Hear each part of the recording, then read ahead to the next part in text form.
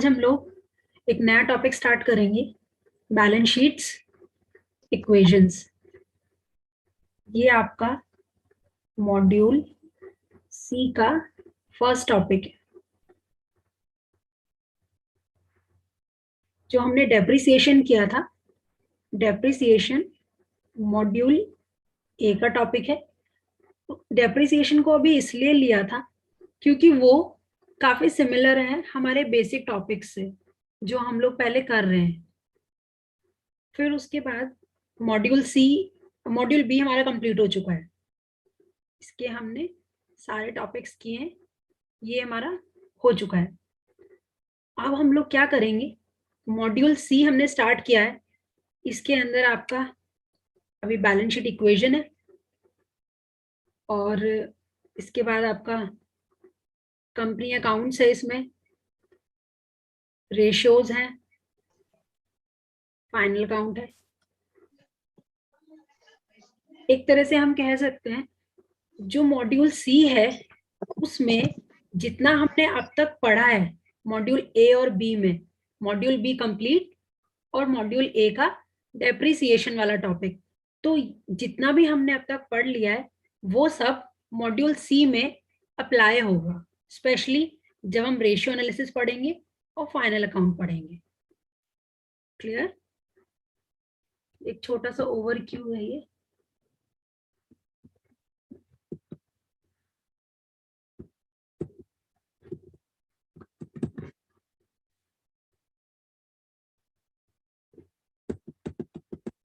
मैंने आप लोगों को डेप्रिसिएशन के कुछ क्वेश्चंस दिए थे, किसी ने ट्राई किए? हाँ मैडम, यस वो मैम। जो वाउचर एंट्री वाला है ना, जी, उसमें थोड़ा कंफ्यूजन है और जो जिसमें प्रॉब्लमेटिक है वो हो गया। अच्छा, मतलब मैम डाउट कहाँ पर आ रहे हैं, एक बार मुझे नोट करवा दीजिए। हाँ, वो जो जी बताइए। एंट्री वाला क्वेश्चन में डाउट है मैडम। जर्नल एक एंट्री वाला, जर्नल एंट्री वाला, हाँ। जहां पर आपको कैलकुलेशंस भी दी हुई है। कैलकुलेशन तो उसपे नहीं था, उसपे सिर्फ प्रोविजन अच्छा, वाला था, प्रोविजन अकाउंट पे प्रोविजन जी ऑफ जी, डेप्रिसिएशन अच्छा अच्छा। और और सिंकिंग फंड वाला एक था। अच्छा मैम, और किस में डाउट आया? मैम 586 नंबर है क्वेश्चन। अच्छा, क्वेश्चन नंबर 586, इसको हम लेंगे अभी लास्ट में, ये क्योंकि आज वाला जो टॉपिक है वो ज्यादा बड़ा नहीं है, तो उसको कंप्लीट करके फिर हम लोग लास्ट में क्वेश्चंस लेंगे। हाँ मैडम। तब तक आप मुझे अपने डाउट्स और नोट करवा दीजिए। हाँ अच्छा, कुछ तो हुए ना क्वेश्चंस, हाँ हाँ है ना? 50% तो एटलीस्ट हुए होंगे, हाँ। है ना? चलिए। मैडम, वो जो एक जी एग्जाम बताइए। में वो जो सम ऑफ डिजिट वाला आता है ना, हाँ जी, उसका उस वाला कोई क्वेश्चन नहीं है उस पे, तो आपके पास और भी क्वेश्चन है क्या डिप्रिसिएशन का? हाँ जी मैम, बिल्कुल है। हाँ तो एक काम कर सकते हैं, मेरे पास जो बुक है उसमें हाँ से मैं आपको क्वेश्चन जो है वो भेज दूंगी, हाँ हाँ। इस और- टॉपिक का ना, प्रैक्टिस के लिए। हाँ ठीक है। और कोई डाउट? मैम अच्छा, अभी और जो सारे मॉर्निंग, जी मैम सारे बोलिए पहले। क्वेश्चन की मैम, अभी सभी क्वेश्चन हुए नहीं है अभी मेरे ना। हाँ कोई बात नहीं मैम, आप आराम से कर लीजिए। आप अपने डाउट क्लास में पूछ सकते हैं और ग्रुप में भी पूछ सकते हैं। Okay ma'am. अच्छा, जो मॉर्निंग सेशन की हम लोग बात कर रहे थे वो हम लोग मंडे से स्टार्ट करेंगे, लेकिन उसमें सिर्फ मैं क्वेश्चंस करवाऊंगी, जितने भी हमारे क्वेश्चन आंसर्स हैं प्रीवियस ईयर्स के वो करेंगे ठीक हम। है मैम। हाँ ओके हाँ मैम। ठीक है। और थोड़ा इसको स्पीड से करें, हाँ जिससे कि हम ऑलमोस्ट सारे टॉपिक्स के जो क्वेश्चंस हैं उनको कवर कर लें। हाँ मैडम ठीक है। टाइमिंग क्या होगा? मैम टाइमिंग देखिए, सर ने बोला है 6:30 या फिर 6 o'clock से, हाँ और मतलब बाय 7:30 सर ने बोला है कि क्लास एंड कर देनी है। हाँ। तो अभी तो यही टाइम है, और बाकी जैसे भी होगा हम लोग संडे को फाइनल कर लेंगे टाइमिंग, अच्छा अच्छा। क्योंकि कुछ बच्चों का शायद दूर भी होता है, तो फिर उनको थोड़ा आने जाने का टाइम ज्यादा चाहिए, या हाँ फिर और भी मैम बहुत काम होते 6 हैं शायद। o'clock सही रहेगा वैसे मैम। अच्छा, सही रहेगा। हाँ जी मैम। है ना। तो मॉर्निंग में 7:30 के बाद फिर आप लोगों को टाइम भी मिल जाएगा रेडी होने के हाँ लिए जी, और ब्रेकफास्ट के लिए, ठीक है मैम। है ना। और बाकी मैम ये जो थोड़ा सा अभी, ज्यादा फास्ट हो जाएगा मैम, हमको लगता है जी थोड़ा सा ज्यादा फास्ट हो जाएगा मैम, आधे घंटे कम से कम और डिले रहता तो सही रहता। 6:30, यस मैम। मैम इसको अगर हम 6:30 करेंगे तो फिर हम इसको 8 o'clock नहीं कर सकते, अभी क्योंकि मैम ये शायद वो, शाम की, मैम ये शाम की क्लास की बात कर रहे हैं क्या? नहीं नहीं नहीं, सुबह, सुबह मॉर्निंग। ना? हाँ जी तो 6:30 रहता तब भी ठीक रहता मैम। मैम ऐसे कर लेंगे, 6:30 से 7:30 कर लेंगे। जी मैम ऐसा कर सकते हैं, जी थोड़ा बहुत हम, आगे भी बढ़ा सकते हैं उसको, हाँ जी तब अगर ज्यादा लंबी क्लास रही जी, तो। मतलब संडे को हम लोग डिसाइड करेंगे कि क्या टाइम होगा और जी कितना मैम। ड्यूरेशन होगा, तो हम लोग उसको मतलब मंडे से स्टार्ट कर लेंगे फाइनल।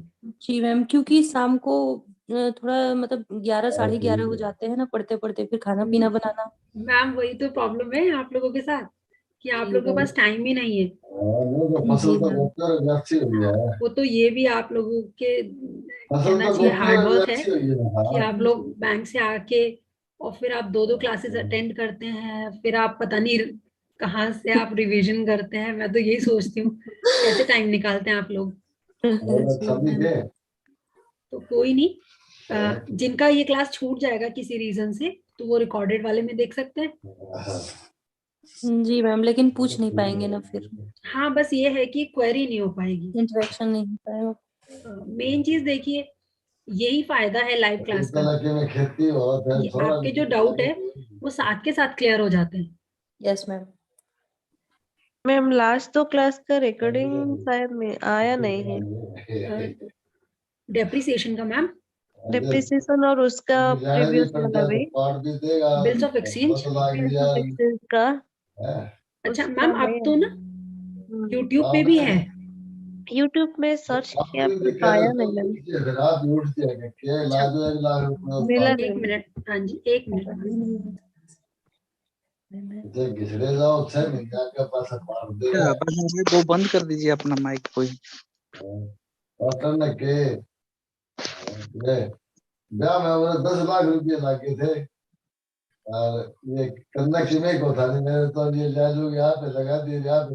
सर अपना माइक ऑफ कर लीजिए प्लीज।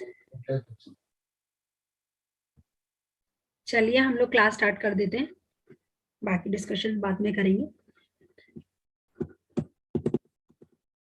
आज का जो हमारा टॉपिक है वो है बैलेंस शीट इक्वेशन। जैसे आप लोग साइंस में इक्वेशन पढ़ते हैं, मुझे तो उसका कोई एग्जाम्पल भी याद नहीं है साइंस की इक्वेशन का, लेकिन आप लोग समझ सकते हैं जिस तरह से हमारे फिजिक्स में या साइंस में जो इक्वेशंस होती हैं या केमिस्ट्री में जो इक्वेशंस होती हैं, ऐसे ही अकाउंट्स में भी एक इक्वेशन होती है। और अकाउंटिंग की जो इक्वेशन होती है इसको आप फॉर्मूला भी कह सकते हैं। वो होता है हमारा assets is equals to capital plus liabilities. ये हमारा एक स्टैंडर्ड फॉर्मूला या फिर कह सकते हैं स्टैंडर्ड एक बैलेंस शीट इक्वेशन है। ये इक्वेशन क्या कहती है, आप कोई भी ट्रांजैक्शन कर लीजिए, एनी ट्रांजैक्शन, उस ट्रांजैक्शन का जो इफेक्ट आएगा ना वो क्या आएगा कि हमारा हमेशा एसेट्स और इन दोनों का जो टोटल है, इनको हम टोटल क्लेम्स भी बोलते हैं, कि हमारा जो एसेट्स और टोटल क्लेम्स ये हमेशा आपके क्या रहेंगे, सेम रहेंगे। अगर इधर 20,000 आ रहा है तो इधर भी 20,000 ही आएगा। ये रूल है जो हमारा अकाउंटिंग इक्वेशन कहती है। और जब आप इसको प्रैक्टिकली करते हैं तो एक्चुअल में आता भी यही है। आपने कोई भी बैलेंस शीट देखी होगी, देखिए मैं इसका फॉर्मूला बना के दिखाती हूँ। ये टोटल क्लेम्स क्या होता है मैडम? जी सर अभी बता रही हूँ। टोटल क्लेम्स का मतलब आप अभी टोटल लाइबिलिटीज से समझ सकते हैं सर, अभी मैं उसको समझाऊंगी डिटेल में। पहली बात तो जो आपको याद रखनी है वो ये याद रखनी है, बैलेंस शीट में कोई भी डेबिट या क्रेडिट नहीं होता है, फर्स्ट रूल। क्योंकि बैलेंस शीट क्या होता है, आपका एक स्टेटमेंट होता है, कोई लेजर नहीं होता। तो इसलिए आप ये नहीं समझेंगे कि डेबिट साइड में लाइबिलिटीज आती हैं और क्रेडिट साइड में एसेट्स आती हैं। बैलेंस शीट में डेबिट क्रेडिट का कोई रूल नहीं होता और ना ही कोई रोल होता है। तो देखिए इधर हम लिखते हैं अपनी लाइबिलिटीज और यहाँ पर हम लिखते हैं अपनी एसेट्स। एसेट्स में क्या क्या आता है? Cash, Assets. Land and building, जी, और व्हीकल, क्या आ सकता है? चलिए आप लोग बताइए, बताइए। एसेट्स में लैंड एंड बिल्डिंग और कैश, मशीन, जी कैश भी आ सकता है। और बताइए, सब लोग ट्राई करेंगे, एक एक पॉइंट सब बताएंगे। फर्नीचर, व्हीकल, कंप्यूटर्स, जी फर्नीचर, कंप्यूटर्स, व्हीकल्स, जी, stock, furniture, stock, goodwill, goodwill, loans, loans, और सोचिए, लाइबिलिटी साइड का सोचिए। चलिए मैं बताती हूँ। लाइबिलिटीज में एक हमारा जो मेन आइटम होता है वो होता है कैपिटल। ये कौन सी कैपिटल होती है? जो ओनर इन्वेस्ट करता है उसको कैपिटल बोलते हैं ना। Amount invested by the owner is known as capital. उसके अलावा आपके क्या होते हैं? लोन्स होते हैं और आपके क्रेडिटर्स होते हैं। और हमने बिल्स ऑफ एक्सचेंज में पढ़ा था, बिल्स पेबल हमारी लाइबिलिटी होता है और बिल रिसीवेबल्स हमारी एसेट्स होते हैं। यस, ठीक है, ये इतना आपको आइडिया है? लोन्स तो एसेट होगा मैडम ना? सर देखिए, अगर आपने लोन्स दिए हुए हैं तो एसेट्स होगा और अगर आपने लोन लिया हुआ है तो वो लाइबिलिटी होगा। तो पर यहाँ बैंक कौन के सा हिसाब से तो कि जो ये लोन्स asset है हैं वो पे करना है या फिर आपको रिटर्न मिलेगा। मतलब बैंक की अगर मैं बात करूं तो बैंक के लिए लोन क्या है? एसेट्स। एसेट है? एसेट है। लेकिन अगर मैं बिजनेस की बात करूं, फॉर एग्जाम्पल बिजनेस ने लोन लिया है तो उसके लिए तो वो लाइबिलिटी है, बैंक Yes, के लिए वो एसेट है। जी जी। ठीक है, चलिए ये हो गया। इसमें मैं एक और चीज आपको बताना चाहती हूँ। ये वाली जो आपकी एसेट्स हैं इनको हम फिक्स्ड एसेट्स कहते हैं। कल भी हमने थोड़ा डिस्कशन किया था इस टॉपिक पे। जो आपका कैश, स्टॉक, बीआर, इनको क्या बोलते हैं? Current Current assets. इनको करंट लग जाता है तो ये बार बार चेंज होते हैं। ठीक है, और गुडविल, इसके बारे में भी थोड़ा सा बताया था मैंने अमोर्टाइजेशन में। intangible asset, intangible. तो आप लोगों को पता है ना, इनको फिक्स एसेट्स कहते हैं। ये आपके करंट एसेट्स होते हैं और ये आपकी इंटेंजिबल एसेट्स होते हैं। और अगर हम इधर आते हैं लाइबिलिटीज में, तो जो कैपिटल होता है ये हमारा, इसको हम कह सकते हैं नेट वर्थ भी कह सकते हैं या फिर इसको हम इनसाइडर लाइबिलिटी बोलते हैं। पहली बात तो इनसाइडर लाइबिलिटीज, ओनर बिजनेस के लिए इनसाइडर है कि आउटसाइडर है? इनसाइडर, इनसाइडर है ना, और ये लोग हैं आउटसाइडर। तो इसमें हम लाइबिलिटीज को दो पार्ट्स में डिवाइड कर सकते हैं, इनसाइडर्स लाइबिलिटी और आउटसाइडर्स लाइबिलिटी। इनसाइडर्स लाइबिलिटी का मतलब ऐसी लाइबिलिटी जो हमें किसको पे ऑफ करनी है? ओनर्स को। लेकिन ओनर्स को तो एक्चुअल सिचुएशन पता है, तो वो अपनी लाइबिलिटी के लिए वेट कर सकते हैं। कब तक वेट करते हैं वो? Till the end of the company, till the wind up of business, है ना। लेकिन चुकाना तो है ना, चाहे बिजनेस बंद होने के टाइम पे ही चुकाना हो तो चुकाना तो है। तो इसलिए हम इसको हमेशा अपनी लाइबिलिटीज मानते हैं। और ये वाली जो है आपकी आउटसाइडर्स वाली, ये हमें किसको पे करनी है? अदर देन ओनर्स, क्योंकि क्रेडिटर्स और बीपी कौन से लाइबिलिटीज हैं? आउटसाइडर्स। आउटसाइडर्स हैं। और ये कब क्रिएट होती हैं? जब हम ट्रेड करते हैं, बिजनेस करते हैं ना, जब हम खरीदते हैं। अगर मैंने उधार खरीदा तो क्या होगा? मेरे क्रेडिटर्स हो जाएंगे ना, लाइबिलिटी हो जाएगी। भाई मैंने किसी से उधार सामान ले आई हूं, मैं पैसे मैंने अभी नहीं दिए तो बाद में देने हैं ना, इसका मतलब सर पे कर्जा हो गया, तो हम क्रेडिटर्स बोलते हैं। और इसी क्रेडिटर्स को अगर आप एक लीगल डॉक्यूमेंट के अकॉर्डिंग करेंगे तो उसको बिल्स पेबल कहेंगे। ये हम लोगों ने डिस्कस किया था बिल्स ऑफ एक्सचेंज में। अच्छा, और जो लोन्स होते हैं वो भी आपके आउटसाइडर लाइबिलिटी होती है। आपने बैंक से लिया है या फिर आपने किसी और बिजनेस से लिया है तो वो आपके लोन्स हो जाएंगे। और ये जो आपके क्रेडिटर्स और बीपी हैं, ये आपके करंट लाइबिलिटीज होते हैं। जैसे इस तरफ आपके करंट एसेट्स होते हैं, ऐसे ही आपके इस तरफ करंट लाइबिलिटीज होते हैं। इन पे भी वही करंट वाला कॉन्सेप्ट लगता है, इनको भी करंट लगता है, तो ये बहुत फ्लक्चुएट करते हैं, करंट लाइबिलिटीज भी और करंट एसेट्स भी। करंट ये जो वर्ड है इसका मीनिंग ये है कि क्या होगा, फ्रिक्वेंटली जो बैलेंस होता है इन आइटम्स का वो बहुत फ्लक्चुएट करता है। ठीक है। अच्छा, अब देखिए हमने इतने सारे आइटम्स लिख लिए बैलेंस शीट में। अब हमें इसका करना है टोटल। जब भी आप बैलेंस शीट का टोटल करेंगे तो आपका जो टोटल है, अगर यहां पर 4 लाख आया है तो यहां पर भी एनी हाउ 4 लाख ही आएगा। यही कहती है हमारी बैलेंस शीट इक्वेशन। अब देखिए, आपको याद करने की भी जरूरत नहीं है, ये बैलेंस शीट है, ये दो अलग अलग साइड है, मैंने कहा टोटल सेम आएगा। दैट मीन्स ये दोनों हमेशा क्या होंगे?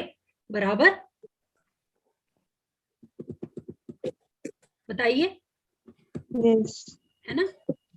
अब थोड़ा सा बैलेंस शीट इक्वेशन को हम देखते हैं। देखिए,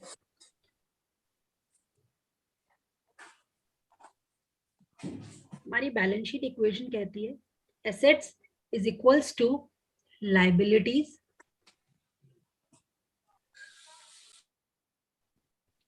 अब जो लाइबिलिटीज है वो आपकी दो टाइप की होती है, इनसाइडर और आउटसाइडर। इनसाइडर में हमारा क्या आया? कैपिटल। और आउटसाइडर में हमारे लोन्स, बिल्स पेबल, क्रेडिटर्स और हमारे डिवेंचर्स। डिवेंचर्स पता है आप लोगों को, बॉन्ड्स, है ना? वो भी हमारी लाइबिलिटी होती। और इसमें आपके इनसाइडर्स में क्या आएगा? कैपिटल के अंदर क्या क्या आएगा? एक तो शेयर कैपिटल, शेयर कैपिटल आएगी, रिजर्व्स एंड सरप्लस आएंगे, और आपका प्रॉफिट एंड लॉस अकाउंट भी यहीं पे एडजस्ट होगा। इसका एक फॉर्मूला होता है, वो अभी बताऊंगी मैं आपको। और एसेट्स में आपको पता है, फिक्स्ड एसेट्स, करंट एसेट्स और आपके इंटेंजिबल एसेट्स, और भी बहुत सारी चीजें हैं जो आ सकती हैं। फॉर एग्जांपल लोन्स ही हैं, अगर लोन्स लिए हैं तो लायबिलिटीज में आएगा क्योंकि वो आपको पे ऑफ करने हैं। लेकिन अगर आपने लोन्स दिए हुए हैं तो क्या होगा? तो वो आपकी एसेट बन जाएगी। ठीक है। और एक और आपकी एसेट होती है इन्वेस्टमेंट। ठीक है, किसी को डाउट है यहां तक इन आइटम्स में? देखिए, assets is equals to capital plus liability, ये हमारी होती है अकाउंटिंग इक्वेशन। ये स्टैंडर्ड है, आप इसको चेंज भी कर सकते हैं। जैसे अगर आपको कैपिटल फाइंड आउट करना है तो आप क्या करेंगे? Capital is equals to asset minus liabilities. और अगर आपको लायबिलिटीज फाइंड करना है तो आप क्या करेंगे? Asset minus. लेकिन स्टैंडर्ड फॉर्मूला ये है। बाकी आप अपना आंसर निकालने के लिए इस तरह से फॉर्मूले को चेंज कर सकते हैं, या फिर चेंज ना भी कीजिए, डायरेक्टली यहीं पे वैल्यू पुट कर दीजिए और आंसर फाइंड आउट कर लीजिए। कुछ भी कर सकते हैं आप, ठीक है। अब देखिए, चलिए अब आप लोग मुझे कोई भी एक एग्जाम्पल बताएंगे और मैं आपको ये दिखाऊंगी कि कैसे हमारी जो बैलेंस शीट इक्वेशन है उसके अकॉर्डिंग दोनों साइड का जो बैलेंस है वो इक्वल आएगा। बताइए, कोई भी एग्जाम्पल बताइए, कोई भी ट्रांजैक्शन बताइए, मतलब बताइए कोई भी आप ही ट्रांजैक्शन बताइए। जी। Capital 3 lakh, capital 3 lakh asset introduced, 2 lakh, asset 2 lakh, liability बताइए। कैपिटल 3 लाख है और एसेट हाँ कितनी है? 2 लाख। 2 लाख। अच्छा, ये तो सर डायरेक्ट वैल्यू निकालने वाला फॉर्मूला हो गया ना, इसको तो आप यहाँ पे 3 और 2 पुट कीजिए, आंसर आ जाएगा। ये नहीं, मैं ये कहना चाह रही हूँ कि कोई ट्रांजैक्शन बताइए सो दैट कि मैं आपको इफेक्ट दिखा सकूं। ये वाला ले लेते हैं, capital 3 lakh rupees introduce into business. मेरे बिजनेस में 3 लाख रुपए की कैपिटल आई है, ठीक है। ये इधर लाइबिलिटीज है, इधर एसेट्स है। तो अगर मैंने 3 लाख रुपए की कैपिटल आई है तो लाइबिलिटी साइड क्या होगा? कैपिटल के नाम से आएंगे 3 लाख रुपीज, और एसेट्स में क्या बढ़ेगा? एसेट्स में क्या आएगा? ओनर 2 ने, लाख, 2 लाख, 2 लाख। नहीं नहीं, ये इसको भूल जाइए आप, ये कुछ नहीं 3 आएगा। लाख आएगा ना? 3 लाख आएगा ना। अब वो Yes, कैश भी yes. हो सकता है या फिर बैंक भी हो सकता हाँ मैडम। है। तो देखिए, दोनों तरफ बराबर आया, ठीक है। एक और एग्जांपल लीजिए, सेल ऑफ गुड्स। पहले कैश ले लेते हैं फिर क्रेडिट वाला लेंगे। सपोज मैंने कैश में गुड्स बेचे, तो आ जाइए इधर। अभी हम ये मान के चलेंगे 3 लाख है हमारे पास। अच्छा, तो क्या होगा? कैश में से कितने माइनस हो जाएंगे? सपोज मैंने ये 20,000 का किया है, 20,000 के मैंने गुड्स बेचे हैं, तो कैश का क्या होगा? प्लस 20,000, जी। और मेरे पास से क्या माइनस हो जाएगा? स्टॉक। Stock. जब मैं इसकी बैलेंसिंग करूंगी तो क्या होगा? ये -20 + 20 0 हो गया। वही आंसर क्या आया? 3 3 लाख और 3 लाख। हम्म नेक्स्ट लीजिए, सेल ऑन क्रेडिट, 20,000 ही रखेंगे अमाउंट। अभी मैं आपको और भी एग्जांपल्स दूंगी, ये सिर्फ एक समझाने के लिए। अभी देखिए, अब मैंने उधार बेचा इस बार, तो स्टॉक माइनस हुआ 20,000 का। और बिल्स रिसीवेबल हो जाएगा। हाँ, बिल रिसीवेबल या फिर क्रेडिटर्स। अगर हमने मतलब डॉक्यूमेंट के उससे किया है तो बिल्स पेबल आ जाएगा, और अगर नॉर्मल वो हमारा रेगुलर कस्टमर है, बिना श्योरिटी के दे दिया है, तो उसको हम बीपी लिख देंगे। मैम अब जरा शुरू से बताइए। बता दो ये। जी मैम, बताओ। देखिए, मैंने एग्जाम्पल्स लिए हैं। पहला एग्जाम्पल मैंने लिया कि बिजनेस में कैपिटल लगाई 3 लाख रुपए की, तो 3 लाख तो इधर लाइबिलिटी साइड में कैपिटल में आ गया, क्योंकि कैपिटल हमारी लाइबिलिटी साइड होती है। भाई ओनर हमें बिना बात के पैसे दे रहा है, तो एक तरह से लाइबिलिटी तो है, क्योंकि बाद में इसको पे ऑफ करना है।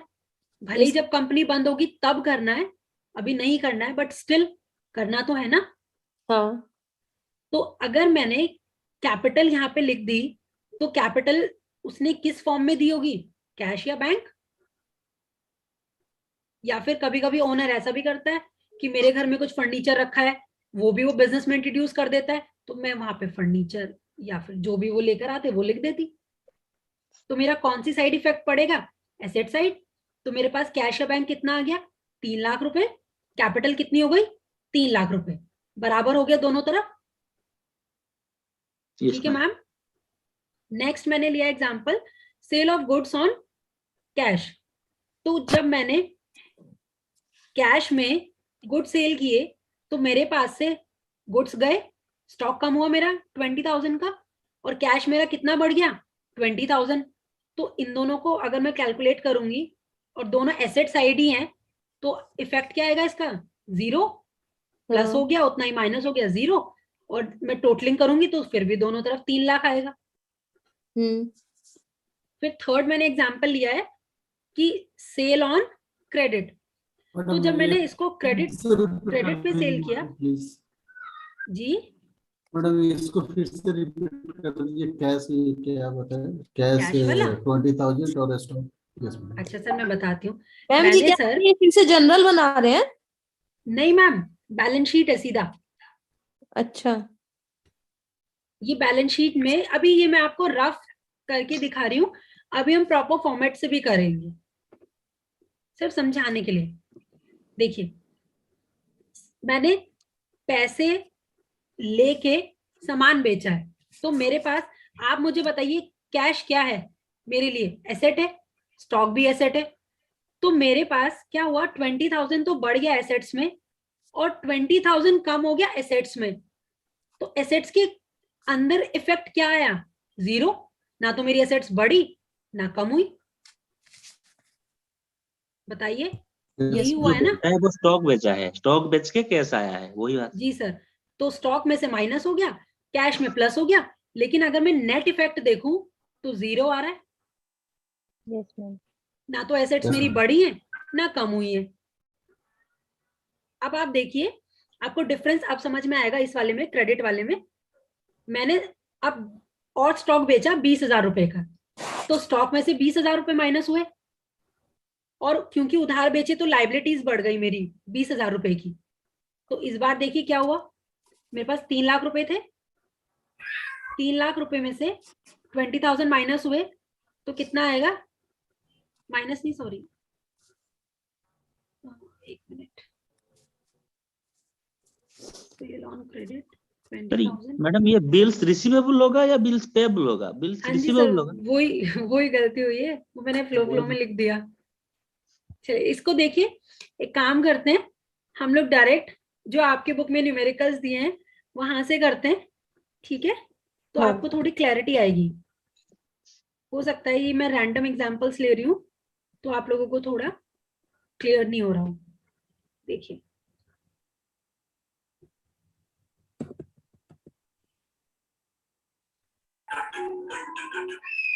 ये आपकी बुक में दिया हुआ है, ये बैलेंस शीट का फॉर्मेट है एक तरह से, मतलब फॉर्मेट नहीं है, आपको बताया हुआ है कि एसेट्स क्या क्या होती हैं और कैपिटल लायबिलिटीज के अंदर क्या क्या आता है। ये अभी हमने डिस्कस किया था। देखिए यहां से करते हैं, ठीक है? Mister R commences his business with ₹20,000 as capital. क्या किया मिस्टर आर ने, 20,000 रुपए कैपिटल में, या आप कह लीजिए बिजनेस में उसने कैपिटल इंट्रोड्यूस की 20,000 की। तो इसका रिजल्ट क्या होगा, मेरा कैश बढ़ जाएगा 20,000 और कैपिटल में आ जाएगा 20,000। Clear? Yes ma'am. Okay, next आइए, second point, purchased a machinery of rupees कितना, 1,000, कितना है 1,000 की मैंने मशीन परचेज की है। इसका जो इफेक्ट है वो क्या आएगा, 0। और इसमें देखिए मेंशन नहीं है कि उधार खरीदी है, कैसे खरीदी, तो हम मानेंगे कि कैश में करिए। तो मेरे पास कैश कितना था, 20,000 था। अब मैंने मशीन परचेज की तो 1,000 मेरा कैश कम हो गया, तो 19,000 हो गया, है ना? और मशीनरी मेरी कितने से बढ़ गई, 1,000। लेकिन अगर आप टोटल देखें तो क्या आ रहा है, 20,000। मैं आपको वहां पे ये समझाने की कोशिश कर रही थी कि देखिए प्लस 1,000 और माइनस 1,000, इफेक्ट क्या हुआ, जो ऊपर आपका पहले 20,000 था, 20,000 का 20,000 ही रहा, क्योंकि जो इफेक्ट आया है वो एसेट साइड में ही आया है, इसका इफेक्ट लायबिलिटी साइड में नहीं आया। लेकिन फिर भी आप देखिए बैलेंस इक्वल है। जिसको डाउट होगा प्लीज पूछ लीजिएगा।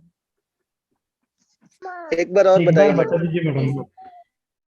बिजनेस ने, हमने एक मशीन परचेज करी है, एक काम कीजिए, आप जरा एंट्री कीजिए, मेरे पास क्या है, मशीन डेबिट टू कैश 1000, क्या आया मेरे पास, मशीन प्लस कर दिया मैंने 1000 रुपए मशीन में। मशीन मेरी कहाँ की आइटम है, एसेट्स की, है ना।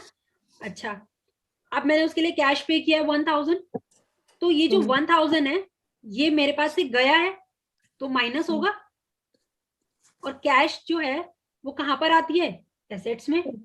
इसका मतलब मेरी एंट्री के अकॉर्डिंग जो दोनों आइटम्स हैं दोनों एसेट्स में ही है, लेकिन एक प्लस हो रहा है एक माइनस हो रहा है, मैंने दोनों को लिख दिया और आंसर मेरा क्या आया, 20,000। इधर का टोटल जो आया एसेट्स का 20,000, और कैपिटल में कोई चेंज नहीं आया था, वहां का भी था 20,000। देखिए, आप सिर्फ दिमाग में एक चीज रखिए कि आप कोई भी ट्रांजैक्शन करेंगे, ये जो आंसर है ये 20,000 जो है दोनों तरफ, ये आपका हमेशा इक्वल होगा, चाहे ट्रांजैक्शन कुछ भी हो, चाहे सिर्फ एसेट में ही एंट्रीज हो, सिर्फ एसेट्स में ही इफेक्ट दिखे, चाहे सिर्फ लायबिलिटीज में ही इफेक्ट दिखे, चाहे एक इफेक्ट इधर और एक इधर दिखे, लेकिन बैलेंस शीट इक्वेशन का जो रूल है वो ये कहता है कि आपकी जो भी एसेट्स होंगी और जो लायबिलिटीज होंगी at total will remain same. सिर्फ आप ये दिमाग में रखिए, आंसर हमेशा सेम आएगा। इसीलिए आप कोई भी बैलेंस शीट उठा के देख लीजिए, जो भी आपके पास बुक में या नेट पे देख लीजिए, हमेशा दोनों साइड का जो टोटल है वो इक्वल आता है। ठीक है, यस मैम। थर्ड लेते हैं ट्रांजैक्शन।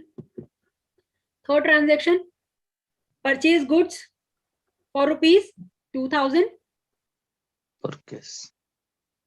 ठीक है, मैंने क्या किया, परचेज किया है कैश में। अब देखिए इसका इफेक्ट क्या होगा, अब फटाफट एंट्री करते हैं। परचेज किया है, purchase debit to cash. Purchase और सेल जो है वो हमारे स्टॉक के लिए वर्ड यूज होता है। मैंने आप लोगों को पहले भी बताया कि जिस चीज में हम डील करते हैं उसका जब परचेज और सेल होता है तो उसको हम उसका नाम ना डाल के उसको परचेज या फिर सेल्स बोलते हैं। तो स्टॉक मेरे पास बढ़ा, भाई मैंने खरीदा है तो बढ़ेगा ना स्टॉक, और कैश मेरे पास से गया है तो माइनस होगा।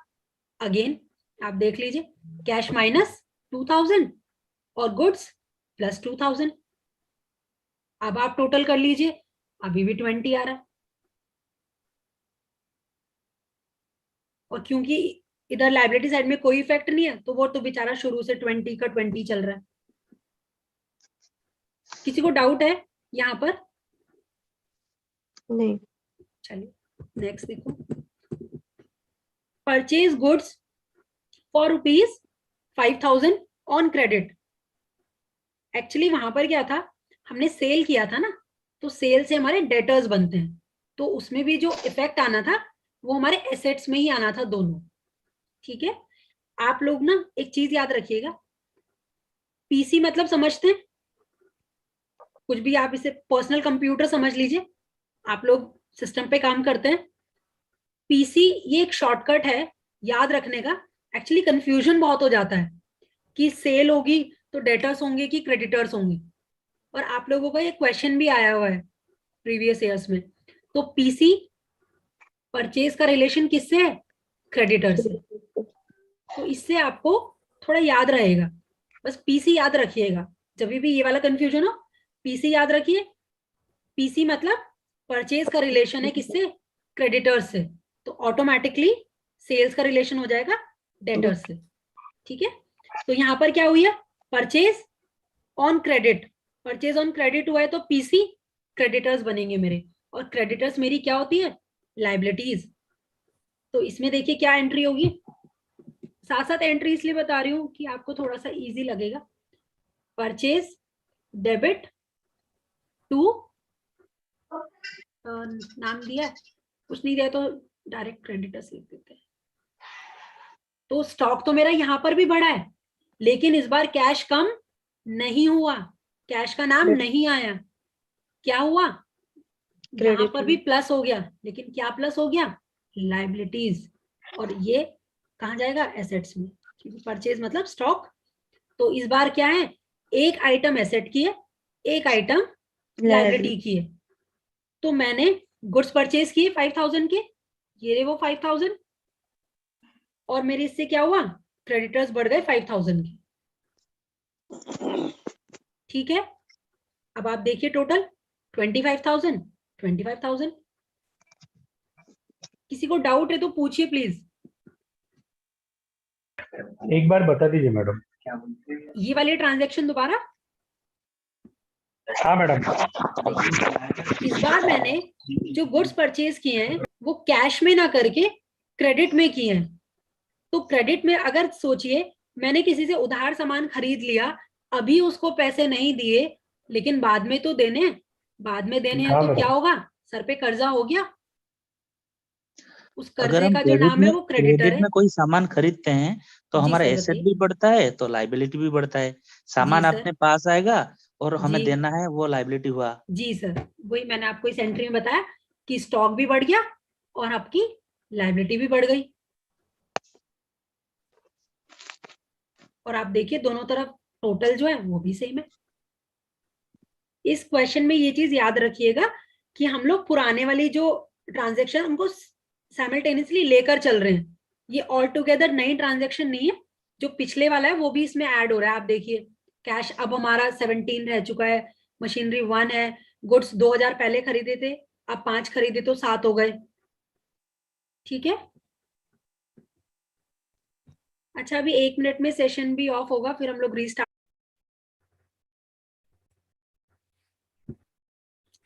यहां तक सबको क्लियर है? फोर्थ वाली ट्रांजेक्शन, यस मैम। ये क्रेडिट परचेज किए तो हमारा स्टॉक बढ़ गया 5000 का, और क्योंकि उधार लिए तो हमारा लाइबिलिटीज भी बढ़ गई 5000। अब देखिए फिफ्थ में क्या है, हमने गुड सेल किए and the cost of good sold is 3000। अब इसमें क्या हुआ है, देखिए मैंने कितने 5000 के गुड्स थे और उनकी कॉस्ट कितनी थी, कॉस्ट 3000। मैंने 3000 के गुड्स को 5000 में बेच दिया, क्या हुआ अब यहाँ पर,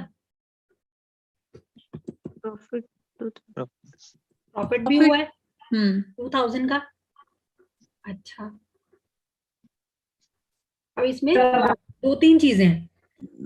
एक तो ये ध्यान रखना है कि ये क्रेडिट पे हुआ है, और क्या हुआ है, सेल क्रेडिट पे होती है तो क्या होता है, डेटर्स बनते हैं। ठीक है, तो अब हमने सारी चीजें इसमें देख ली है।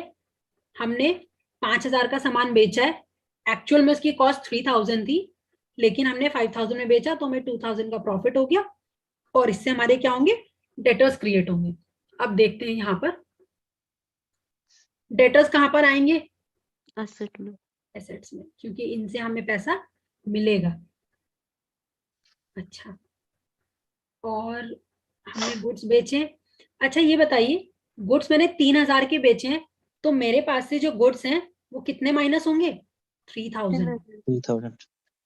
ओके, और डेटर्स लेकिन मेरे कितने बने, वो भाई साहब जो हैं जिनको मैंने बेचा है वो तो मुझे 5000 ही देंगे ना। यस। अब इस बीच में क्या हुआ है, 2000 रुपए का प्रॉफिट।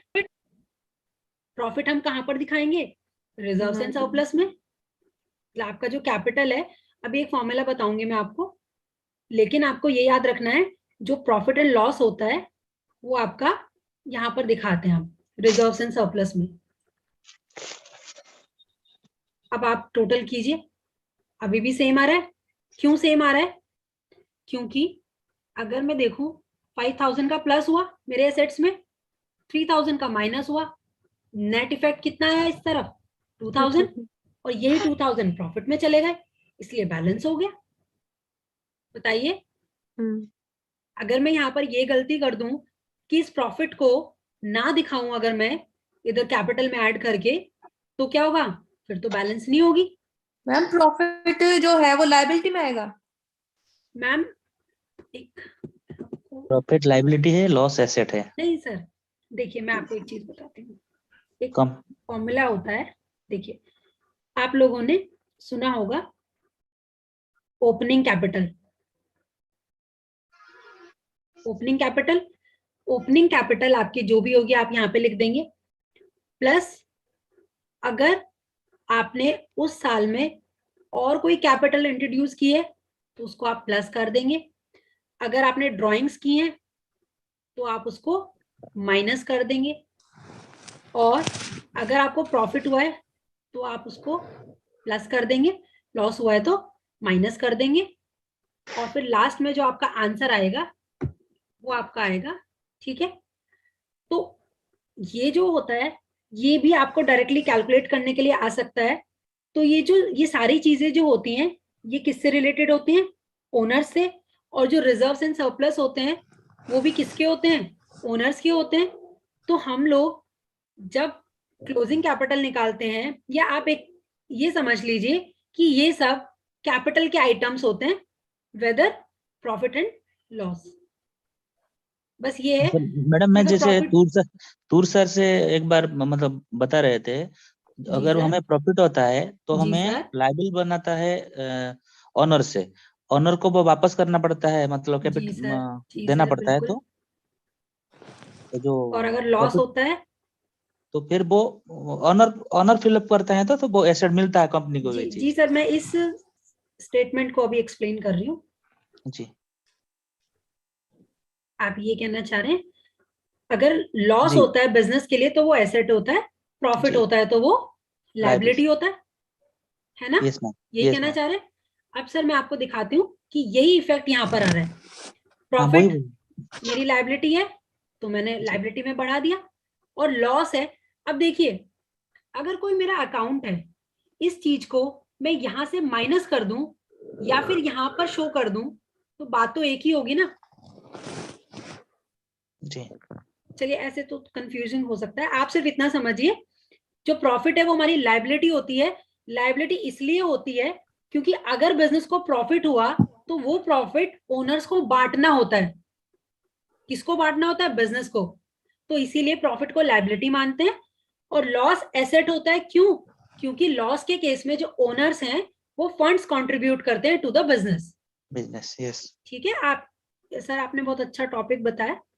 ठीक है, इससे भी आप लोग इसको याद रख सकते हैं। ठीक है, तो इसीलिए आपका जो प्रॉफिट है वो आपका कैपिटल में आता है।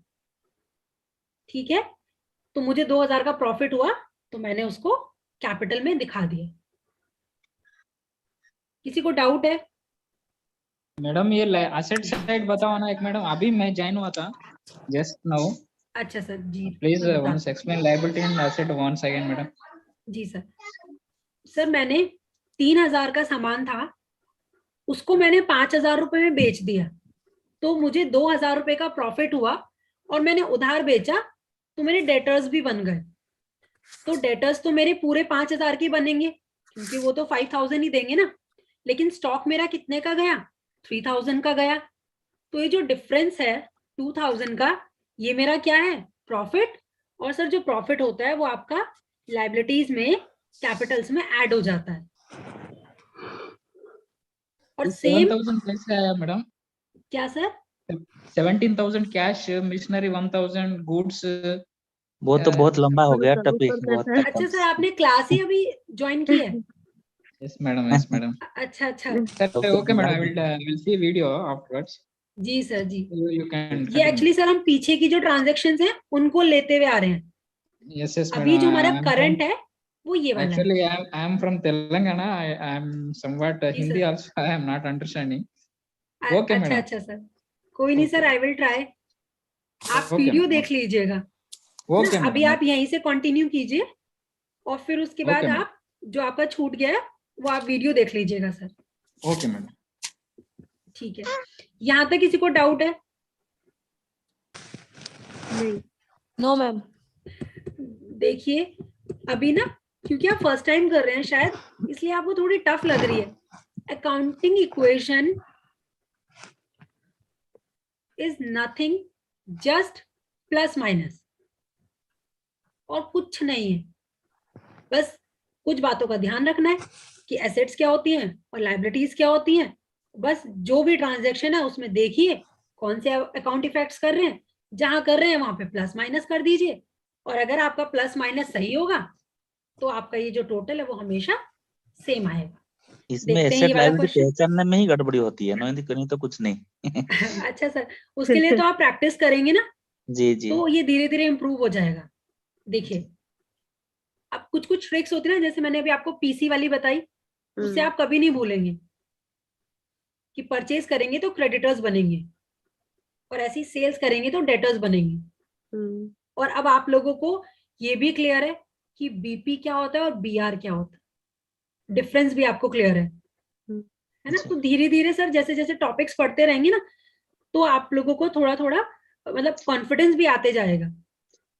Yes ma'am. अब देखिए, business page 500 rupees rent and 500 rupees for salaries. Business ने क्या किया है, 500 रुपए का रेंट पे किया है और 500 रुपए का सैलरीज पे किए, तो कैश में से दोनों आइटम्स माइनस होंगे। यस। ये कहाँ है हमारा कैश, ये रहा, तो ये हमने 1000 माइनस कर लिया, ठीक है। और ये जो एक्सपेंस है इसको मैं कहाँ से चार्ज करती हूँ, रेंट और सैलरी कहाँ पर आते हैं, प्रॉफिट एंड लॉस में आते हैं। यस। प्रॉफिट एंड लॉस में से क्या करते हैं हम, माइनस करते हैं उसको, जितना भी हमारा प्रॉफिट होता है, क्योंकि एक्सपेंस है ना। तो ये हमारा कहाँ आ जाएगा, मेरे प्रॉफिट्स कितने थे, 2000 रुपए के अभी आए थे ना, ऊपर वाली ट्रांजैक्शन से 2000 का प्रॉफिट आया था, उसमें से मैंने 1000 की पेमेंट कर दी। बताइए, ठीक है जी। Okay ma'am. चलिए देखिए, ये एग्जांपल्स थे,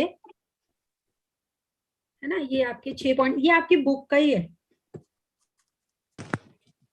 अभी भी अगर किसी को डाउट है तो प्लीज पूछ लीजिए।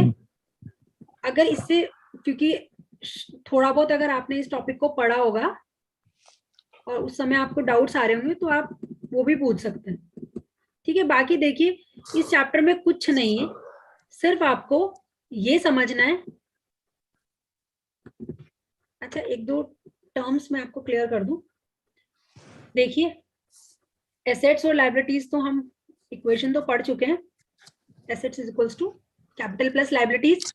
इन दोनों को मिला के हम बोलते हैं टोटल क्लेम्स। टोटल क्लेम्स ही तो हुए एक तरह से, बस ये जो कैपिटल है वो ओनर्स का क्लेम है और जो लायबिलिटीज है वो आपका आउटसाइडर्स का है। और जो हमारा ये ओनर वाला होता है ना क्लेम, इसको हम लोग नेटवर्थ भी बोलते हैं, ठीक है। अब देखिए ये आपकी बुक में दिया हुआ है, assets is equals to total claims. Total claims आपके क्या होते हैं, claims of creditors and claims of owners, ठीक है। और फिर आपकी क्या बन जाती है इक्वेशन, इक्वेशन ये बन जाती है, assets is equals to outside liabilities plus capital, ठीक है। और आप अकॉर्डिंगली इसको चेंज भी कर सकते हैं, कैपिटल को इधर ले आइए तो आपका जो ये लायबिलिटीज है, मतलब एसेट्स माइनस लायबिलिटीज हो जाएगा फॉर्मूला, मतलब चेंज हो जाएगा अकॉर्डिंगली। अगर लायबिलिटीज फाइंड आउट करने हैं तो एसेट्स माइनस कैपिटल हो जाएगा, कैपिटल फाइंड आउट करना है तो एसेट्स माइनस आउटसाइड लायबिलिटीज हो जाएगा। तो इसका जो बेसिक, या आप कहना चाहिए इसका जो कंक्लूजन है इस चैप्टर का, वो सिर्फ ये है, एनी ट्रांजैक्शन, देखिए मैं यहाँ पर स्लैश लगा रही हूँ, एसेट्स लायबिलिटीज, जरूरी नहीं है कि एसेट को भी इफेक्ट करेगी और लायबिलिटी को भी इफेक्ट करेगी। ऐसा भी हो सकता है कि दोनों को इफेक्ट करे और ऐसा भी हो सकता है कि सिर्फ एक को ही करे। अभी हमने ऐसे क्वेश्चंस अभी किए थे, जैसे कि सेल ऑन कैश, तो क्या होगा, गुड्स बढ़ जाएंगे, सॉरी गुड्स कम हो जाएंगे, जो हमारे गुड्स हैं वो कम हो जाएंगे और कैश बढ़ जाएगा। इसका इफेक्ट सिर्फ कहां पर आया, एसेट्स में। लेकिन अगर मैंने किया सेल ऑन क्रेडिट तो क्या होगा, मेरे डेटर्स बढ़ जाएंगे। ओके, ये भी एसेट्स में ही आएगा। कोई और एग्जांपल दीजिए। परचेज कर लेते हैं, purchase on credit. Purchase on credit में क्या होगा, मेरा जो स्टॉक है वो प्लस हो बढ़ जाएगा जाएगा, और लायबिलिटी बढ़ जाएगा। मेरे क्रेडिटर्स मतलब लाइबिलिटीज बढ़ जाएंगी। तो जब मैंने परचेज ऑन क्रेडिट किया तो इफेक्ट दोनों तरफ आया, एसेट्स में भी और लाइबिलिटीज में भी। लेकिन जब मैंने कोई ऐसी ट्रांजैक्शन की, सेल ऑन कैश या फिर सेल ऑन क्रेडिट भी किया, तो उन दोनों का इफेक्ट कहां पर आया, एसेट्स में ही आया, सिर्फ इस तरफ नहीं आया। समझ रहे हैं आप लोग? कोई भी ट्रांजैक्शन है वो आपके या तो सिर्फ एसेट्स को इफेक्ट करेगी या फिर लाइबिलिटीज को करेगी या फिर दोनों को करेगी, लेकिन जो रिजल्ट होगा, result will always be assets is equals to capital plus liabilities. पिछली बार क्वेश्चन में आया था मैडम, जैसे जी sir. Purchase of machinery on credit ये क्या इफेक्ट करेगा, ये आया था क्वेश्चन। अच्छा सर, देखिए इसको करके देखते हैं।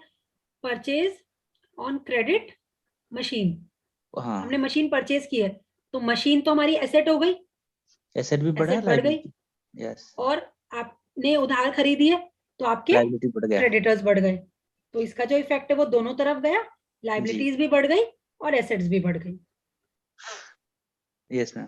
ठीक है, तो इसका कंक्लूजन यही है, आप कुछ भी करेंगे लेकिन उसका जो रिजल्ट होगा वो ये होगा कि आपकी जो एसेट साइड है वो हमेशा कैपिटल प्लस लाइबिलिटी के समान इक्वल आएगी। ठीक है, जरूरी नहीं है कि जो चीज यहाँ पे प्लस हुई वो यहाँ पे भी प्लस हो, ऐसा जरूरी नहीं है, लेकिन प्लस माइनस की सारी एडजस्टमेंट करके जो आंसर आएगा इट शुड बी सेम। अगर यहाँ पर 4 लाख आया तो यहाँ पर भी 4 लाख आना चाहिए, अगर 2 लाख आया तो 2 लाख आना चाहिए। काम करते हैं, इसके क्वेश्चंस ले लेते हैं। ठीक है, जो प्रीवियस ईयर के क्वेश्चंस हैं वो कर लेते हैं इसके। नहीं, एक दिया है, expenses paid by a business decreases, option में दिया है कैश, कैपिटल, बोथ, नॉन। अच्छा सर, एक बार आप दोबारा रिपीट करेंगे प्लीज? जी बताइए। Expenses paid by a business, expenses paid by a business business, जी डिक्रीजेस डैश। ठीक है, बताइए आगे। Cash, Option? Capital, both, none. इसका आंसर बाकी बच्चे देंगे, अभी हमने किया था ये। बोथ होगा ना? Cash, capital, both. बोथ। क्या होगा आंसर? बोथ होगा ना? बोथ होगा। क्यों? हाँ। क्योंकि अभी जब एक्सपेंसेस salary जाता है ना, हमारा रेंट और सैलरी वाला एक एग्जांपल आया था ना, दोनों में है ना, तो कैश में से भी माइनस हुआ एसेट्स में, और PL में से आपका भी minus, इधर प्रॉफिट PL में से भी माइनस हुआ लाइबिलिटीज में। ठीक है सर? ठीक है सर? Yes ma'am. ओके, अब वो तो क्वेश्चन मुझे अभी मिल नहीं पा रहे हैं, मैम बैलेंस वो शीट जो इक्वेशन के, डेप्रिसिएशन का था ना वो डेप्रिसिएशन के कर देंगे? लेते हैं। हाँ ठीक है, मैम 606 वाला कल जो आपने जी। दिया था ना, उसका जी। 606 का बता दीजिए थोड़ा। ओके, आप लोगों ने सबने ट्राई किए थे है ना? सर देखिए, आप लोगों की गलती नहीं है, आप लोगों को टाइम ही कहाँ मिलता है। बैंक चूस जाता है मैडम। फिर ऊपर से पढ़ाई भी करवा रहे हैं। मैम क्वेश्चन नंबर क्या बता रहे थे आप? 606 मैडम। बार ना मैं शुरू से हाँ। आपके क्वेश्चंस ले लूंगी, तो जिन्होंने प्रैक्टिस नहीं भी किए होंगे उनका भी रिवीजन हो जाएगा। देखिए, first question, which of the following is not correct? B होगा मैम आंसर। बी होगा। फर्स्ट है। सब लोग ट्राई कीजिए, इसमें से कौन सा करेक्ट नहीं है, इस चीज पे आप लोगों को बहुत ध्यान देना है। जो डेप्रिसिएशन है वो चार्ज ऑन P&L अकाउंट है for the fall in the value of asset, ये हमने पढ़ा था, ये करेक्ट है। ऑपरेटिंग कॉस्ट का पार्ट है, ये भी करेक्ट है। रिडक्शन इन फिक्स एसेट होता है, करेंट Yes. एसेट नहीं होता, तो Correct. ये भी आपका करेक्ट है. दैट मीन्स अब ये लास्ट पॉइंट क्या है, it is reduction in the value created only by the use of asset. क्या जो No. रिडक्शन है वो सिर्फ वेयर एंड टियर से होता है? नहीं. ओनली की वजह से गलत है ये, नहीं तो जी सर, वैसे तो ये भी सही है, लेकिन ये जो इन्होंने ओनली लगाया ना, because Yes. There are other reasons also, fall in market value, accident, एक था आपका Obsolescence. Efflux of time, Yes, ma'am. Obsolescence, है ना? जी. तो इसलिए D will be answer. Next देखते हैं. Depreciation is not charged for ascertaining correct profit, इसके लिए तो हम करते हैं. करेक्ट फाइनेंशियल पोजीशन के लिए भी करते हैं, Yes, ma'am. और प्रोविजंस बनाने के लिए भी करते हैं for the replacement.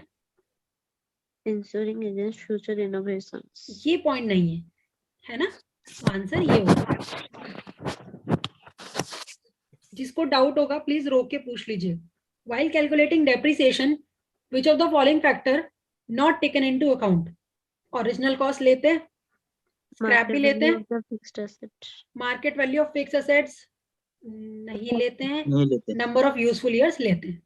When depreciation is charged to an asset, it can be credited to asset account, it can be credited to provision account, provision for depreciation account. Value of asset remains same if it is credited to provision for depreciation. अगर आप लोगों को याद होगा, मैंने आपको दो method of recording बताए थे. एक में तो हम डेप्रिसिएशन बनाते हैं, दूसरे में हम प्रोविजन फॉर डेप्रिसिएशन बनाते हैं. इसमें मैंने आपको बताया था, यहाँ तो क्या करते हैं हम, जो भी एसेट होती है बैलेंस शीट में, उस एसेट की वैल्यू सपोज 1 लाख है या 10 लाख है, तो इसमें से डेप्रिसिएशन माइनस करके 1 लाख 9 लाख हम वैल्यू दिखा देंगे. लेकिन प्रोविजन फॉर डेप्रिसिएशन में हम क्या करते हैं कि एसेट की जो वैल्यू है ना, इसको नहीं छेड़ते हैं, इसको ऐसे ही रहने देते हैं. उसके अलावा मतलब उसके आप कहना चाहिए उसके ऑपोजिट में हम क्या करते हैं, यहाँ पर हम प्रोविजन फॉर लाइबिलिटीज में क्रिएट कर लेते हैं. तो उस केस में क्या होता है कि जो बैलेंस शीट में एसेट की वैल्यू है वो सेम रहती है. ठीक है, तो आपका सी वाला आंसर है. The value of asset remain same if it is credited to the provision for depreciation account. कि अगर आप प्रोविजन फॉर डेप्रिसिएशन अकाउंट में क्रेडिट करते हैं तो जो आपकी वैल्यू ऑफ एसेट है वो सेम रहती है. ठीक है, इसको आपको बहुत ज्यादा डिटेल में नहीं करना है, बस एक हल्का फुल्का आइडिया होना चाहिए, जो अभी मैंने आपको बताया कि प्रोविजन फॉर डेप्रिसिएशन में एसेट की वैल्यू सेम रहती है. Next, depreciation is recorded on, कहाँ पे रिकॉर्ड होता है depreciation? Debit side of the P&L account. P&L. Credit side में नहीं होता है. नॉट रिकॉर्डेड, नहीं, ये तो होता है record. Directly in the balance sheet, नहीं. फर्स्ट आंसर है इसका. Yes, ma'am. Depreciation is calculated on the book value या फिर डिमिनिशिंग वैल्यू. कौन सी केस में होता है? WDV. WDV में होता है ना. Second hand machinery purchase, which of the following is not included? Renovation or overhauling before installation. Renovation or overhauling before installation, agreement of price, installation and carriage, none of the above. None of the above. None of the होगा, D. Yes, ma'am. ये तो सब होता है ना उसमें जी. Include, तो इसका answer none of the above होना चाहिए. यस. ठीक है, क्योंकि सारे इंक्लूड होते हैं. मैंने आपको सिर्फ भाई एक चीज याद रखनी है, एसेट को वर्किंग कंडीशन में या फिर ऑपरेशनल बनाने के लिए जो भी आपके खर्चे होते हैं वो सब उस मशीन की कॉस्ट में ऐड हो जाएगा. फिर चाहे वो सेकेंड हैंड मशीन हो चाहे वो न्यू मशीन हो. Next, when scrap of value of machinery is indicated the depreciation is calculated. अगर आपको स्क्रैप वैल्यू दी है तो क्या करते हैं हम? सी नंबर सी होगा, सी है ना, स्क्रैप वैल्यू को माइनस कर देते हैं. मशीनरी 2 लाख की परचेज करी है, उसकी लाइफ 5 इयर्स है, स्क्रैप वैल्यू 20,000 है, what will be the book value after 3 years if depreciation is calculated at SLM method? अच्छा 92,000 हाँ जी, एक बार करके देख लेते हैं 92,000 सर कैलकुलेशन। नहीं करके देख लिया। अच्छा करके देख लिए, तो 92,000 आएगा इसका आंसर। कैसे आएगा? 2 लाख माइनस 20,000 कितना हो जाएगा? 1,80,000 डिवाइड बाय 5 कितना आएगा? 36,000 36 जी। तो ये हमारा क्या है? डेप्रिसिएशन। 3 उन्होंने हाँ। पूछा है 3 साल बाद, और ये SLM है, तो हम क्या SLM करेंगे? 180 में से 3 बार 36 माइनस कर दीजिए 3 सालों का, तो आंसर 108 आपका आ जाएगा 92। इन्होंने कहा है 4 लाख की मशीन परचेज की है, लाइफ 10 ईयर्स है, 6th ईयर में मशीनरी को बेच दिया 1,50,000 में, what will be the profit या फिर लॉस? देखिए 4 लाख की मशीन थी। पहला वाला था वो एक बार बताइए ना, 92 या 72? 92 मैम 2 लाख कैलकुलेशन कर लीजिए। हाँ, 2 लाख 180 माइनस 108 36,000 इंटू 3, 4 लाख 10,040 108 होगा तो 72 ना? 72 आ रहा है। हाँ 108 तो 2 लाख से माइनस होगा ना 108। नहीं, 180 स्क्रैप मैम वैल्यू माइनस हो जाएगा ना? मैडम 2 लाख से होगा माइनस, माइनस 2 2 लाख लाख से से माइनस होगा। होगा। 2 लाख से होगा। जी जी, हाँ तो फिर 92 आएगा। हाँ ठीक है, ये सिर्फ हाँ हाँ ठीक है मैम, अच्छा हुआ आपने पूछ लिया। कभी कभी मैं भावनाओं में बह के जो दूसरा बोल रहा होता है वही बोल देती हूँ। ठीक है, तो मुझे करेक्ट कर दीजिएगा प्लीज। ठीक है, देखिए अब इस क्वेश्चन को देखते 92 हैं। तो बताया जी 92 तो बताया था। हाँ जी सर, आपने सही बताया था, लेकिन मैं जो बच्चों को प्रेजेंट करके बता रही थी उसमें मैंने फ्लो में अच्छा, गलती 180 कर दी। लिख दिया था, जिसपे डेप्रिसिएशन लगाया था ना वही, जबकि जो माइनस होगा वो ओरिजिनल कॉस्ट से होगा। स्क्रैप वैल्यू तो सिर्फ डेप्रिसिएशन निकालने के लिए काम आती है। देखिए 4 लाख की मशीन है, 10 साल की उसकी लाइफ है, तो डेप्रिसिएशन कितना आ जाएगा? 40,000 40,000 आ जाएगा। अच्छा, और उन्होंने कहा है 6th ईयर में, तो 6 साल का डेप्रिसिएशन कितना बैठेगा? 40,000 इंटू 6 कितना? 2,40,000। तो 4 लाख में से 240 माइनस करेंगे तो कितना आएगा? 160। और 10,000 का लॉस। तो मेरा जो वैल्यू है, बुक वैल्यू है मशीन की, वो 1,60,000 है 6th ईयर में, और मैंने उसको कितने बेच दिया? 150 में, तो मैंने लॉस पे बेचा ना, तो आंसर आएगा 10,000 लॉस। ठीक है, तो हम लोग क्या करेंगे? डेप्रिसिएशन निकाल के फिर दोनों वैल्यूज को कंपेयर कर लेंगे। नेक्स्ट देखते हैं, मशीनरी 60,000 की है, एक और मशीनरी परचेज की 40,000 की, डेप्रिसिएशन 10% है। What is the book value as at 2009? देखिए इसके लिए हमें थोड़ा कैलकुलेशन करनी पड़ेगी। देखिए पहली जो मशीन थी जून 12, 2006 को कितने की थी? 60,000। जी। Machine 1 M1। फिर उसके बाद दूसरी मशीन परचेज की कब? 22 जनवरी 2007 को, मतलब नेक्स्ट ईयर। कितने की? 40,000 की M2। ठीक है, अब हमारे पास 2 मशीन्स हैं, तो जो इन्होंने ये वैल्यू पूछी है ना, वो हमसे एक की नहीं पूछी है, तो हम लोग क्या करेंगे? दोनों की बताएंगे।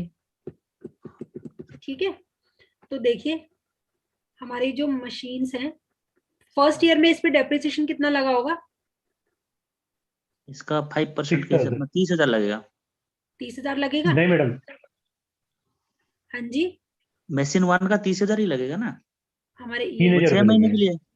मार्च से जून से मार्च, मशीन 1 का 3,000 रुपये लगेगा। 9 मंथ्स। देखिए 9 ना, मंथ हो गएगा। मशीनरी जून में परचेज की है, अच्छा हाँ। तो जून से मार्च तक, ईयर एंड मार्च में हो रहा है। नहीं सर, नहीं मैम, 4500 अगर ऐसे लगेगा। करेंगे मैम, जी ऐसे अगर बताइए। करेंगे, हम जी जनवरी तक ले लेंगे पहला वाला मशीन को, तो हाँ उसके जी बाद दोनों मशीन को मिला के जी डेप्रिसिएशन कर सकते हैं ना, नहीं कर सकते? हाँ सर, कर तो सकते हैं, जी।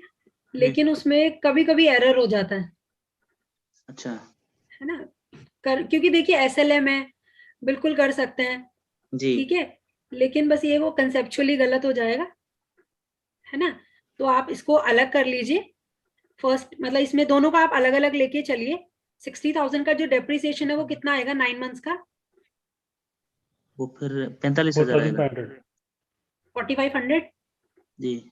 9 हाँ मंथ्स मैडम। का, ये आप फर्स्ट ईयर में आएगा, जी। ठीक है, हाँ 2007 तक।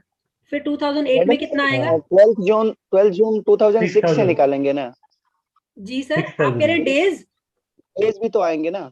सर इसमें ना आप डेज के अकॉर्डिंग ले सकते हैं, लेकिन अगर आप इसके ऑप्शंस देखेंगे ना, इवन फिगर्स हैं, तो सर मुझे नहीं लगता कि इन्होंने डेज से निकाला होगा। ओके। ठीक है सर, आप चाहे तो डेज से भी निकाल सकते हैं, बट जनरली ऐसा होता नहीं है डेज वाला ना। इसको 12 जून को पढ़ के होता तो है कंफ्यूजन, लेकिन हमें ऐसा नहीं करना, मतलब जनरली नहीं करते हैं मैम। ठीक है सर, और थोड़ा सा इससे भी ऑप्शन से आइडिया लगा लेते हैं कि इवन फिगर्स है तो डेज में नहीं लिया होगा, क्योंकि डेज में लेंगे तो थोड़ा फिगर्स आपकी इस तरह से नहीं आ पाएंगी 0 0 वाली। ठीक है, ओके मैडम। फटाफट करते हैं इसको। 2008 में 6000 लगा डेप्रिसिएशन, फिर 2009 में अगेन 6000 लगा, टोटल डेप्रिसिएशन 12 और 4 16,500। जी। अब इधर आ जाइए, जनवरी से मार्च 3 मंथ्स का निकाल लीजिए। 3 मंथ्स का निकालिए, कितना आएगा? 1000। कितना? 1000 आएगा। 1000। 1000। और बाकी की ईयर्स में कितना लगेगा?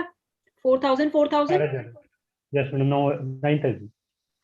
9000 हो गया, कितना आएगा? हाँ अब इस 9000 को 40 में से माइनस कर लीजिए, और इस 16,500 को 60 में से माइनस कर दीजिए। 31,000 ये होगा, और वो इधर कितना आएगा? 37,500। 37,500। लेकिन 500 वाला तो हमारा कोई ऑप्शन नहीं है। देखिए हो सकता है ये जो जनवरी वाला है, इसमें इन्होंने 22 जनवरी लिया है, ठीक है, तो ये हमारा एक तरह से आप ये समझ लीजिए कि मंथ एंड ही हो रहा है, तो इसको हम इग्नोर नहीं कर सकते। ठीक है, तो हो सकता है इन लोगों ने डेज वाइज या फिर कैसे भी अजम्पशन लेके किया होगा। ठीक है, एक बार आप पहले टोटल कर लीजिए, अदरवाइज आपको ना अगर सिर्फ आंसर निकालने की बात है तो आप लोग अप्रोक्सीमेशन से भी कर सकते हैं। 69,000 अप्रोक्सीमेटली होगा। 69,000 आता है। 70 भी है क्या आंसर में? नहीं। अच्छा, तो फिर 69 हो सकता है। हो सकता है 69 है ना। तो एक काम करते हैं, इसका सॉल्यूशन देखते हैं इन लोगों ने डेज के अकॉर्डिंग लिया है या नहीं लिया है। वैसे जनरली होता नहीं है, लेकिन देखिए होने को मैडम कुछ नहीं नहीं लिया हो होगा सकता। उसमें। हाँ जी, एक बार देखते हैं इन्होंने क्या किया है, आंसर क्या निकाला है इन्होंने। मैम वो 26,000। 37,500 कैसे आया है? मैम ये गलत हुआ आपकी कैलकुलेशन। मैम अच्छा हमको लगता अच्छा, है 40 में से माइनस कर हाँ दिया 37 नहीं आएगा, जी मैम 60 में से माइनस करके ना। 45,500 आएगा। 43,500। वो डायरेक्ट फुल इयर्स लिए हैं, जी 18,000 होगा। कितना? नहीं वो 1000 तो सही है, बस उसको 60,000 में से माइनस करना होगा। 60,000 का ना 3 इयर्स कर दिया है। अच्छा, देखते हैं मैम। अभी देखिए कैलकुलेशन में थोड़ा बहुत ऊपर नीचे हो जाता है, आप सिर्फ अपना कॉन्सेप्ट क्लियर रखिए। ठीक है, एक बार देखते हैं। बुक वैल्यू फर्स्ट मशीन की कितनी थी? 60,000। अच्छा देखिए अब मैम इसका क्या सॉल्यूशन है, इन्होंने सीधे सीधे ही ले लिया है ना, डायरेक्ट। तो देखिए आप इनके सॉल्यूशन पे तो मत जाइए प्लीज, ठीक है, आप खुद कैलकुलेशन कीजिए। ठीक है, ज्यादा ही अगर आपको लग रहा है, क्योंकि मेरे को भी देखिए जनवरी वाले में मुझे भी डाउट लग रहा है, क्योंकि इतना हम इग्नोर नहीं कर सकते, बिल्कुल 8 ही दिन रह गए महीना पूरे खत्म होने में, है ना। तो आप एक काम करिए, इसमें आप चाहे तो डेज वाइज ले लीजिए, तो उससे आपका करेक्ट आ जाएगा।